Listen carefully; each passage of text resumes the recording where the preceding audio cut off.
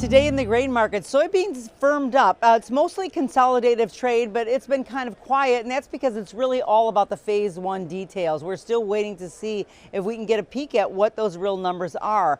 There has been some year-end repositioning right now. That's starting to activate, and that's why we're seeing the markets just kind of hold up a little bit and maybe moving a little bit sideways. But the futures in soybeans are well above any kind of technical numbers, so we're kind of waiting for the market to calm down, which means it's a little bit overbought.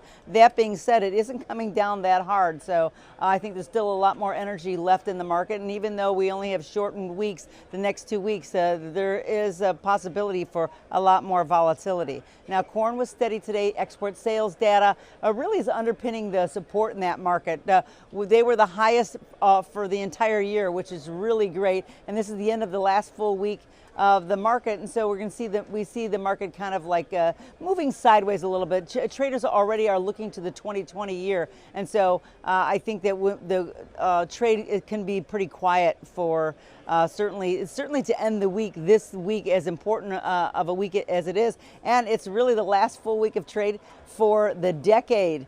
Which is really kind of an interesting thing to think about. The wheat was easier today. Low volume trade really is just weighing on the futures, and the market has been, weak all along. The interesting thing was today the market opened very weak overnight, and then it bounced back and it rallied, pretty good. Like maybe it was going to start to, hold it a little bit higher. And only to give it all back again. It's down for the third day in a row, all the way across the board.